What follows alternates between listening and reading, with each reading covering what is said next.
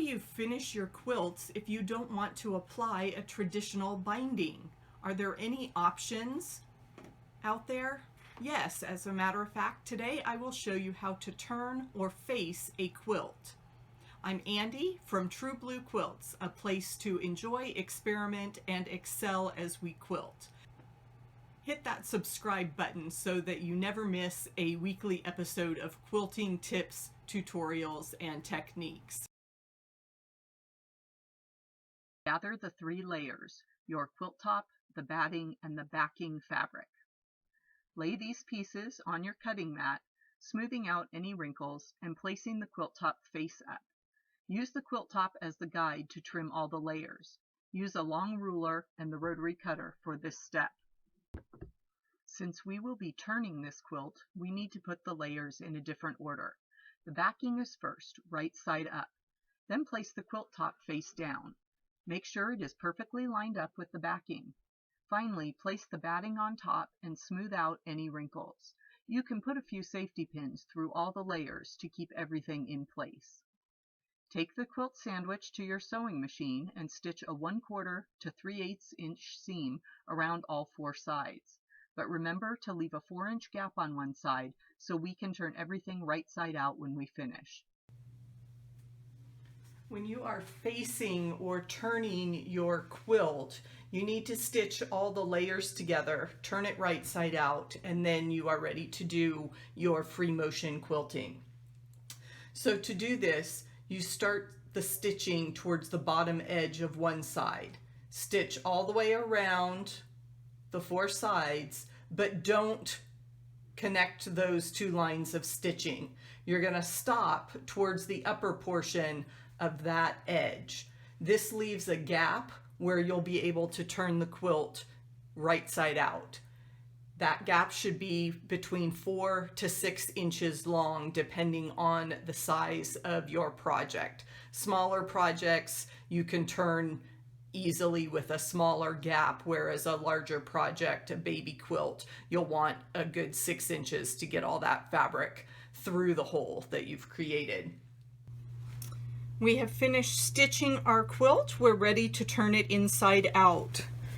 I just stitched about 3/8 of an inch, a generous 1/4 inch seam all the way around to secure the 3 layers. I have taken all the safety pins out for a few minutes while I complete this stage. First thing we need to do is trim the corners.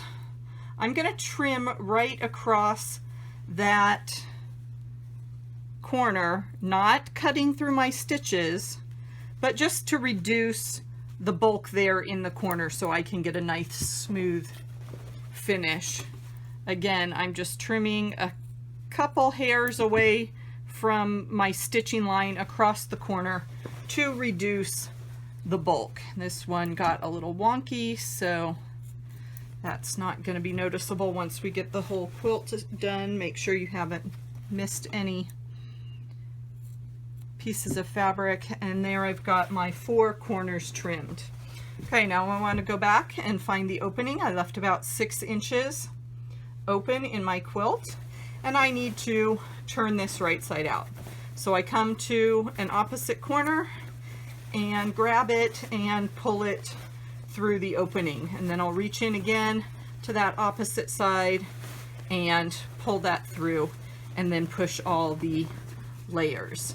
And then we've got our top, our batting is secured in there, and our backing fabric. Okay, now we need to work on those corners. I can reach in and use my fingers to push that out. I can roll the fabric back and forth between my fingers to get that to a nice point, or I can grab something pokey. I've got a knitting needle. I suggest a wooden spoon handle. Use a pen with the cap on it. You don't want to be marking up the inside of your quilt, but just something you can reach in there and push that corner so it is nice and square.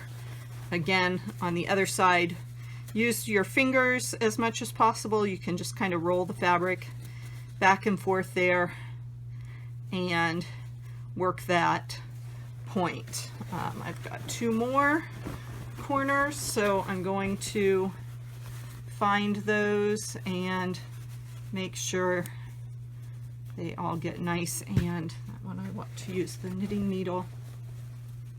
You don't want to be poking vigorously. You don't want to puncture your quilt or leave a big hole in it. So I'm just going to push that one out and move over to the last corner, gently poking with my knitting needle, working it with my fingers until I have a nice corner there. Then I can gently shake it out, and again I'm going to roll with my fingers to get that seam all the way down so that my quilt is nice and straight there with the back towards the back and no sloppy edges. Then we'll go ahead and press those edges again just to give them a little bit of a crisp finish, and then I'm going to put pins back in my quilt so that I am ready for free motion quilting. Mind the gap. You will need to turn the seam and hand closing the gap. Before doing any quilting, I need to stitch the turning space closed. Begin by ironing the seam allowance toward the inside of the quilt. Next, grab a needle and coordinating thread. Use a basic whip stitch from the inside edge and through the fold line to secure those last few inches of your quilt. Once we have that opening sewed shut, then we are ready to add the free motion quilting. I've done very simple stitch in the ditch to outline the twister pinwheels and then just some straight lines to finish this placemat. I chose to use the facing on a small project like a placemat because I didn't want the extra bulk or that lip or frame on the edge of this project. I want my placemat to lay flat on the table. That way you don't set a glass down on the edge and spill stuff. It's a nice finishing option for smaller projects. So you can see the swirled placemat featuring the twister ruler and that facing that creates a very smooth edge. If you want to see more quilts that feature the twister ruler, please click on the playlist below and hit that subscribe button so you never miss a weekly video with quilting tips and tricks from True Blue Quilts.